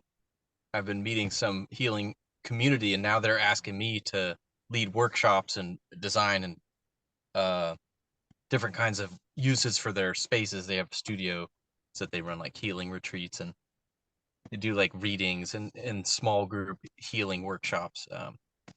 But they're wanting to grow their businesses, and I've never done that, and I'm wanting to step fully into that. So when I saw your group, I was like, this is the guy that I got to connect with.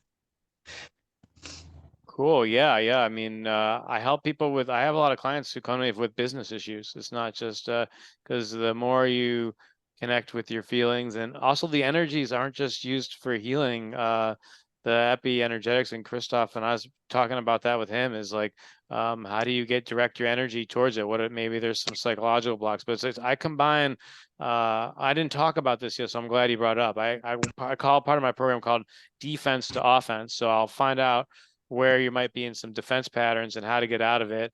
We'll identify what your dream is, and then we'll identify best practices and those patterns to get you to what you want. Plus, if you're doing something that I'm already doing, I already know, I'm already learning it. So I can definitely help you with that and pass along best practice. A lot of my clients are working on their businesses. So yeah, Yeah. plus my background's in organizational development. So in organizational development, the primary thing is like, you find out where the person is, you find out everything about them, their current state, in as much depth as possible. And then you also find out where they want to go, and then you design a plan. But now that was what I learned, I did for 25 years. Now I have like magical, mystical energy to complement that. So now you get both together. That's kind of what makes me different. So I can definitely help you with that if you're interested in exploring that. Uh, one-on-one, or you could bring it into the group too.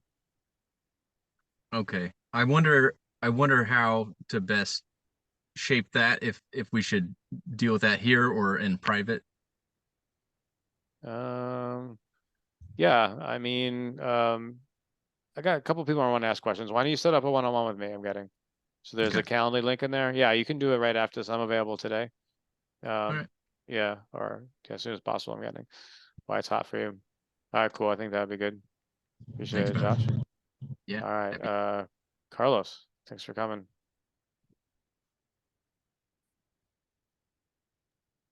Hey, Jonathan, good to see you again.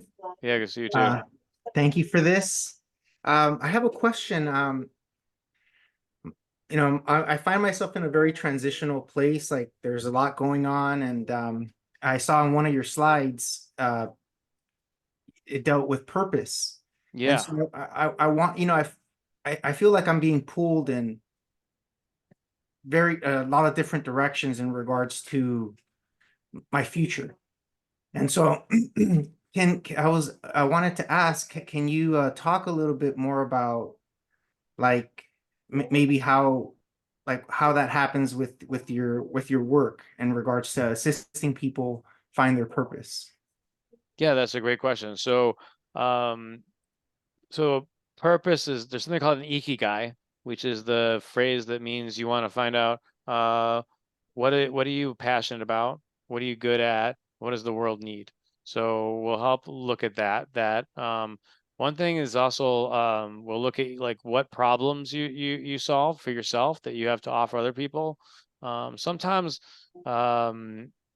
it's just like help. I'm really good at knowing trends. Actually, I've been trends is one of my big things. I mean, I talked about in there. I take a very big view, so sometimes I can see things and I see people very clearly, and and I can help them see them strengths and how they can serve the world right now in a way that they never did.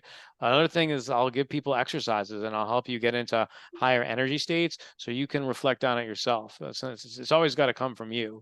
I just point things out. I'm a volunteerist, but I do what's called the pointing out method. Like I'll be like, hey, have you thought about this? Have you considered that? Hey, I noticed this is going on with you. Maybe that's the real issue. Because sometimes there's like a fear going on. Like I had like a nasty past life wound where I thought I just failed. And when I died, I just thought I was a giant failure and I was sabotaging myself. So a lot of times we have the power to do it, but we're living in a sabotage program. I'm good at those. I can help you find your sabotage programs and help you to operate beyond them.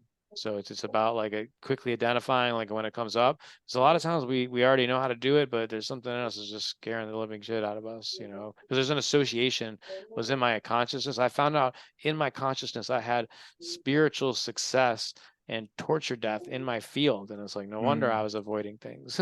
So I had to like work through that and identify what was going on in the back of my mind, because I had been wanting to do something like this a long time ago, but you know, there were blocks. So we'll look at both, and then if you do, once we do find out, I'll help you go through the steps of actually like testing it out and working it out. So these are all things I've kind of gone through myself, so I pass along all that wisdom. Does that help out? Oh, perfect. Thank you. Yeah, I'll be in touch. All right, sounds good. Any other questions? Josh, do you have another question, or is that different, Josh? Josh A. Miranda, you want to go? Oh yeah. Oh, Josh.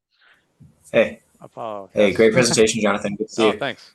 Good to see you. I just had a quick question about Yeah. the ring lock technique. Yeah. When you're doing that, what's the experience of getting the answer like for you? Like the yes or no? You Yeah, just I mean, it's just a lock. It's just like, you know, is my name Jonathan? Is my name Alice? I don't know. It's just like it works. It's just form of muscle testing, and you got to develop a relationship with it. So it might seem weird at first, and like you're not trusting a lot. That's a big thing that I'm really good at, because I didn't trust any of this mystical stuff. I was completely skeptical. It was completely off my radar. You understand my life path. It just happened to me in weird ways, and it took time to build a muscle of trust. So how does it feel? It's just like a solid thing. You got to kind of play with it. So, and different tools work for different people. There's a lot of ways to get into that higher state. Chain locks is just one thing. Ring locks, whatever you want to call them. That's just one technique. One of the good things about working with me is I know more things than you can imagine, and I help to find you the one that works for you. A lot of times people come to me and we'll try this, we'll try that, and we always find something that works. What was the experience like for you?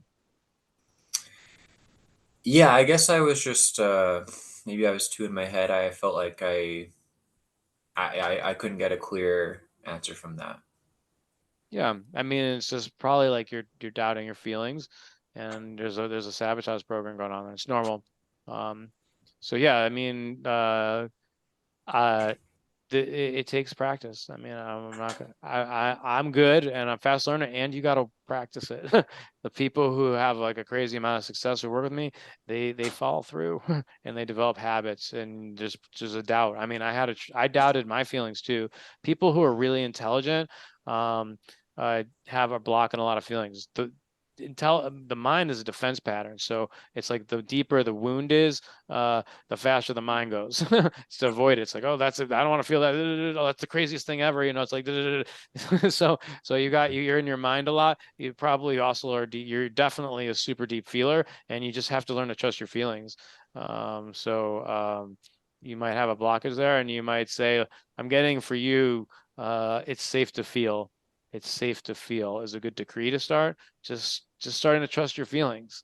The first time I did ayahuasca, I had a story I was safe to feel, and then I got this crazy bad stomach ache, and then I was like, and ayahuasca was like, what do you mean you don't feel? That's just a story, John. You're feeling the stomach ache, aren't you? And it's like, oh yeah.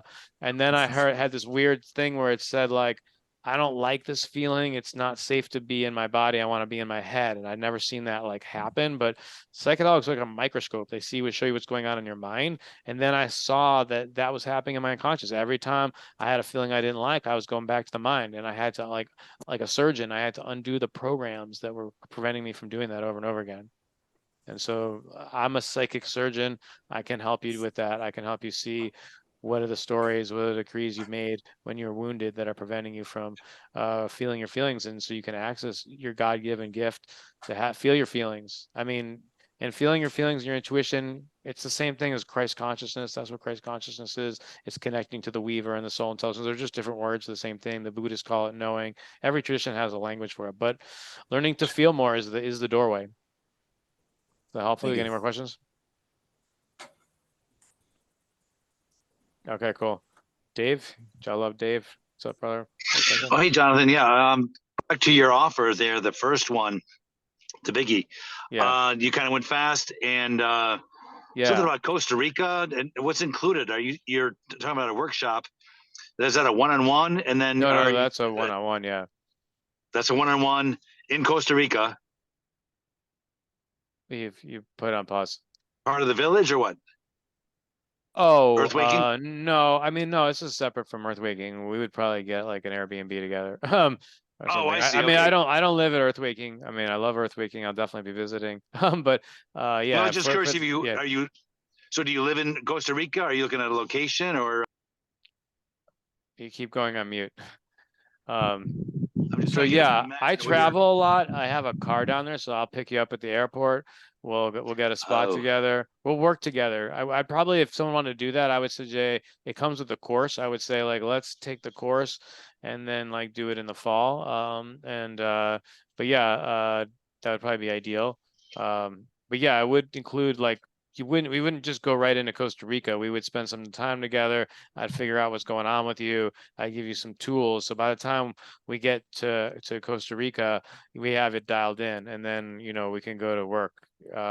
And all week I'll use all my tools, and I'll help you like really break a pattern. That's gonna be okay. Does it have to be Costa Rica, or could it be elsewhere, or are you choosing Costa Rica for a reason? Well, I believe in stacking, and so one reason I'm choosing Costa Rica is because the energy is crazy there for healing. It's just something's better about there, and I have a car. I might only do it right now. I'm only offering it in Costa Rica. Yeah, but I would do it near the Earth West where I'm based, is in the valley, the Diamante Valley. So down by Dominical, Brazil, down that kind of area, right? Yeah, definitely. Okay. That's where I hang out. Every time I go there, I go down there. I got a tribe that includes the the Earthwaking folks, and so I know some other people down there. But it's actually kind of one big tribe. It feels like we're all the people I knew before I got down there are also friends with Earthwaking. So true. Okay, just trying to get a feel for that. And these offers are going to be at your website? No, they're on. I'll give you this presentation, and it sounds like maybe we should set up a chat. Why don't you do a one-on-one? Well, you and I have a one-on-one coming from to my previous acceptance. So yeah, I've been I'm working today, so I'm trying to just squeeze this in and get a feel for what you're doing. Yeah. Okay. Yeah, we can talk about it. So we'll talk again soon. All right, sounds good. I look forward to talking to you soon. All right, I thank you. I appreciate it. What's up, Jack? Hey, John, how you doing? I can't figure out how to raise the hand on the screen. I've been looking all over the place. Oh, okay. I mean, I'm interested in the 888 course. Nice.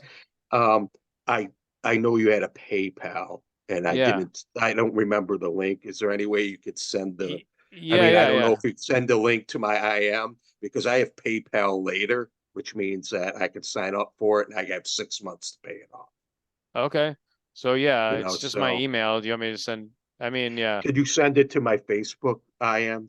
I actually posted the question pretty much in your IM on Facebook. And if you can just simply give me the link, if you have the link to the course, which I don't think you do, but if you give me the link to your the courses doesn't start until June 1st, but there'll be perks. Well, you'll have a couple meetings. You get a one-on-one now, okay. So yeah, I'll send you all the stuff, but the course is going to be live.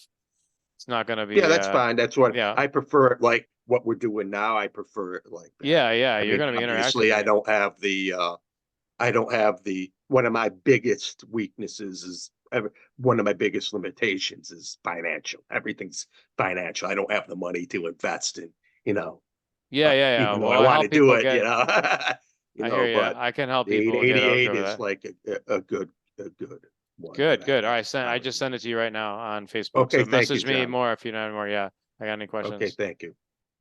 All right. Any more quick questions? Or maybe we should get to wrapping up. It's a little bit over. Cool. Well, I just want to thank everybody for coming. This was awesome. Thanks for receiving, just coming here, attending, and receiving what I had to offer. And y'all asked great questions. And yeah, appreciate you to Higher Energies. I look forward to, yeah, even if you don't want to sign up now, feel free to sign up for those classes. Did you put in there a link to the slides, or I'll send it to you? I think I have everyone's email. If you signed up, I'll send you the email. And I'll send you a link to the recording. I'll put it up and the slides so you can watch it again. I know there's a lot of information in there. If you have a question, like something, you watch it again, you got a quick question about something I posted, feel free to send me an email. Cool. All right. Have a great Easter weekend, everyone. Hit that three yeah. little buttons at the bottom to save the chat in case you didn't get the Google Drive link to the slides. And there's Jonathan's Calendly link and also email address over there saved as well. So save the chat and you'll be getting a copy of the recording. And I invite all of you who are ready to take this quantum leap to take advantage of this offer. Wow. Thanks, Jonathan. You're welcome. All right. Peace, everyone. Bye.